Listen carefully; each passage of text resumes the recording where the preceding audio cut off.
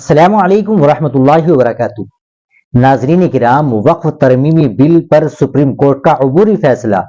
وقف بورڈ میں ہندو ممبر کو شامل کرنے پر شدید برہمی۔ حکومت سے پوچھا کہ ہندو بورڈ میں کیا مسلمان کو قبول کیا جائے گا؟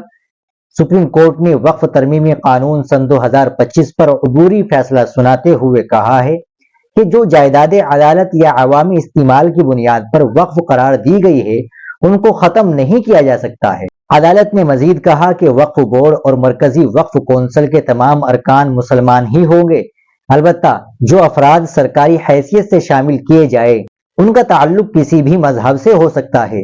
Chief justice Sanjeev Khanna, justice Sanjay Kumar اور جسٹس وسو ناتھن پر مشتمل بنچ 73 درخواستوں پر سماعت کر رہا ہے جن میں نئے وقف قانون کو چیلنج کیا گیا ہے۔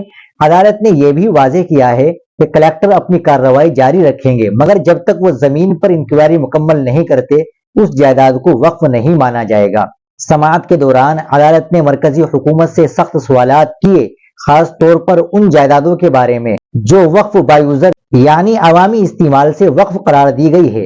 عدالت نے کہا کہ اگر ایسی جائیدادوں کو ختم کر دیا گیا تو یہ مسئلہ پیدا کرے گا۔ چیف جسٹس نے کہا کہ اگرچہ کہیں کہیں اس نظام کا غلط استعمال ہوا ہے لیکن اس کا مطلب یہ نہیں کہ تمام وقف جائیدادیں جعلی ہے۔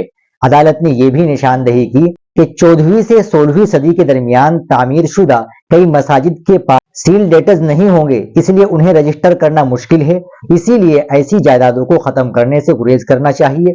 سماعت کے دوران عدالت نے مغربی بنگال کے کچھ علاقوں میں اس قانون پر جاری تشدد پر بھی تشویش ظاہر کی۔ چیف جسٹس نے کہا کہ معاملہ عدالت میں ہے اور وہی اس پر فیصلہ کرے گی۔ عدالت میں کل بھی اس معاملے پر سماعت جاری رہے گی۔ ناظرین کرام، سپریم کورٹ کے اس فیصلے کے بارے میں آپ کیا کہیں گے کمنٹ باکس میں ضرور بتائیں۔ ویڈیو کو لائک اور شیئر ضرور کریں، چینل کو بھی سبسکرائب کر لیں۔